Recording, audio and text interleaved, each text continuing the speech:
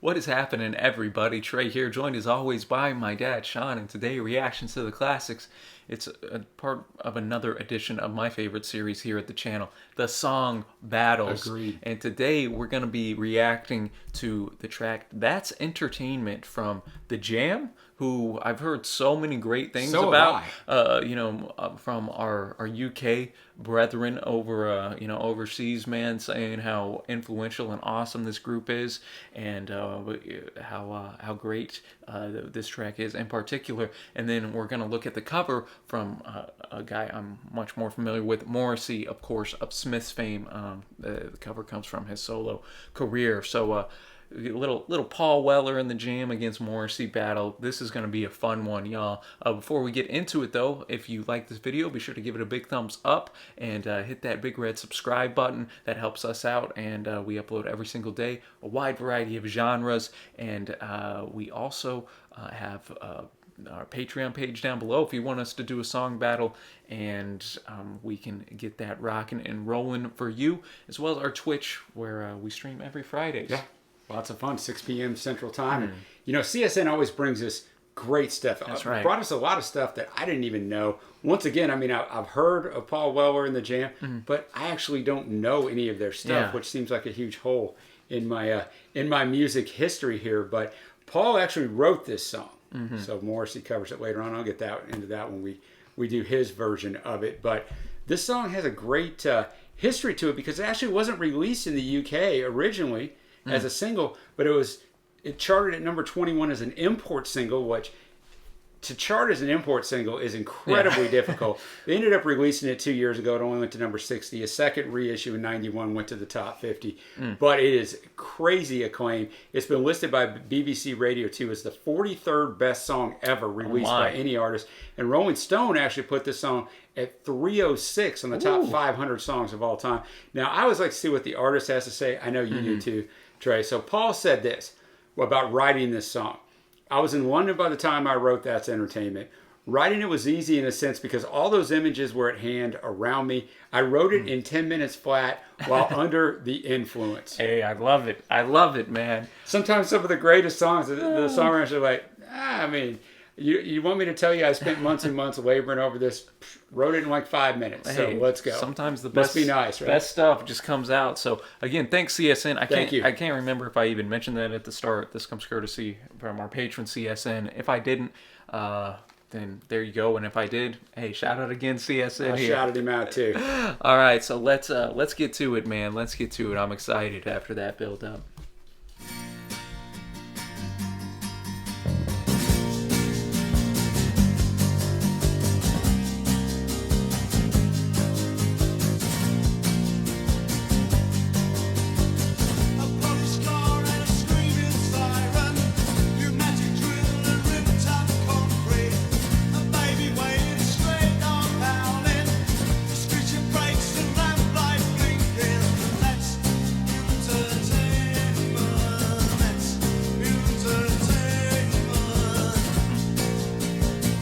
Loving the guitar work on here, man. Smash of glass and the rumble boots, an electric train and a ripped up phone booth, place battered walls and the cry of a tomcat, lights going out and I'll kick you the balls. I say that's entertainment, that's entertainment.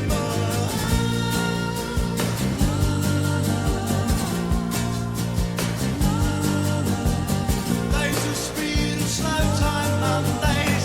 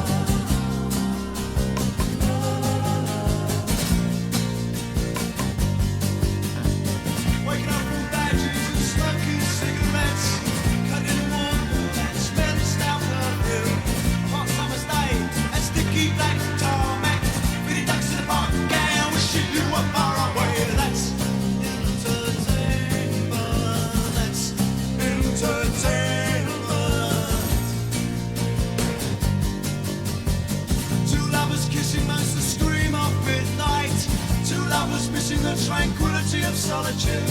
Getting a cab in, travelling on buses. Read no graffiti about slash seat affairs. I tell you that's entertainment. That's entertainment.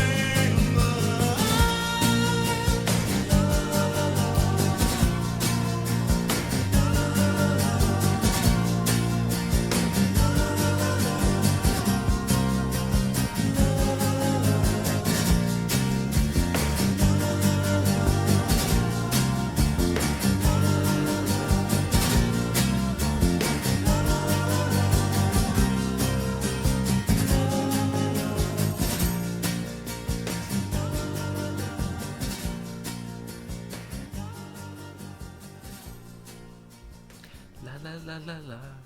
Oof.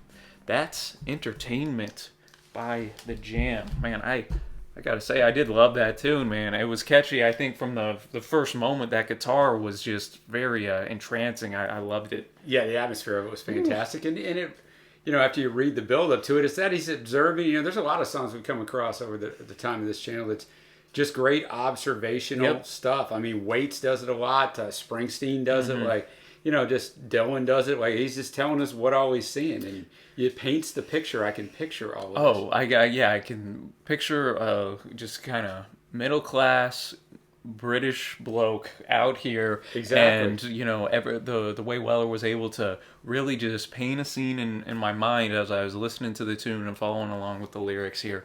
I just thought it was great. Some again, just some a little humorous lines thrown in there, a little bit talking about paint splattered walls and the cry of a tomcat, lights going out and a kick in the balls. I say that's entertainment. I love the irony of the chorus, man. That's entertainment. You think entertainment, oh, this is going to be fun. But anything's entertainment that captivates you, right? So yeah, it does make you think of it a different way. I thought the same thing. That all these day-to-day, just struggles and monotony of life, at the end of the day, man, hey, that's entertainment.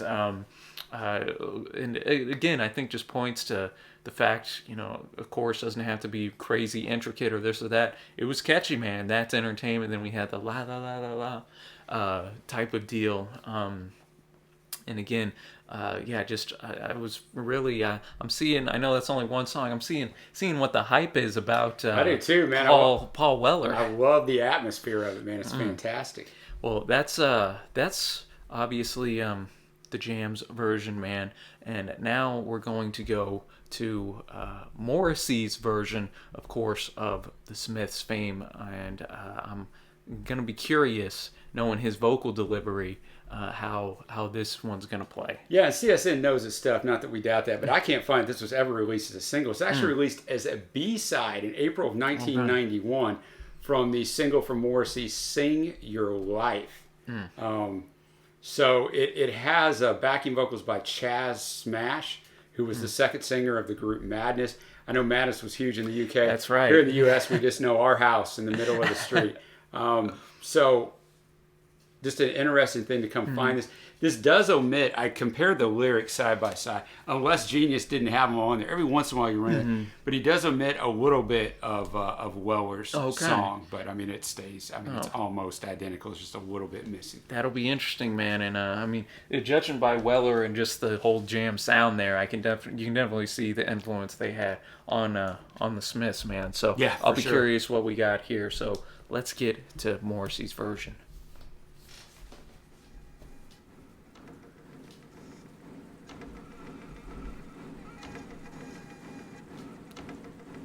Already starting a bit different. What is that? Like a I don't know. Like a printer, or I don't know. I don't know. It's 1991, Trevor. We didn't have a lot of printers around. Yeah, it could be though. We did. We had the dot matrix. Police car with a screaming siren, pneumatic drill on a ripped up concrete, baby whales, a stray dog howling. Brakes screech at a lamplight blinking. That's entertainment. That's entertainment. Smash of glass and a rumble of boots, electric train and a ripped up phone booth. A hot day and a sticky black tarmac.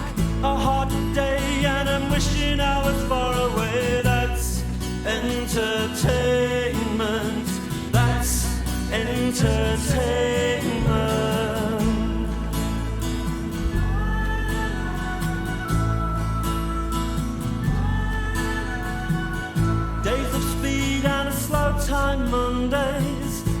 Wake at 6 a.m. and think about your holidays.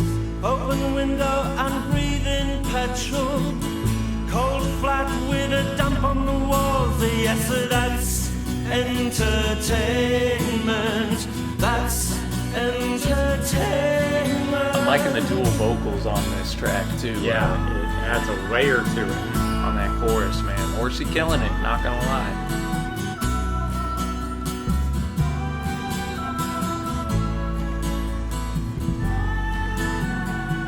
Two lovers kiss among the screams of midnight.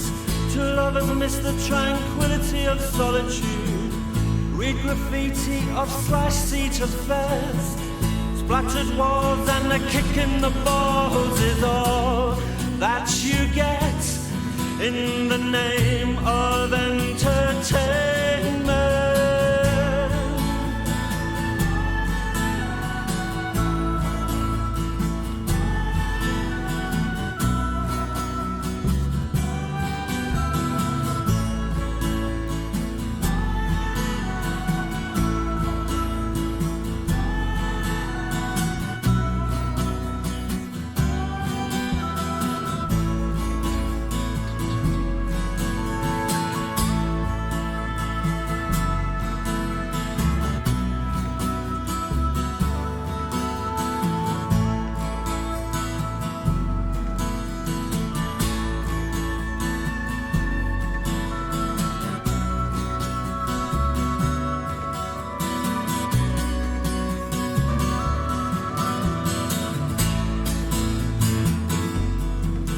Another lovely guitar melody up in here too.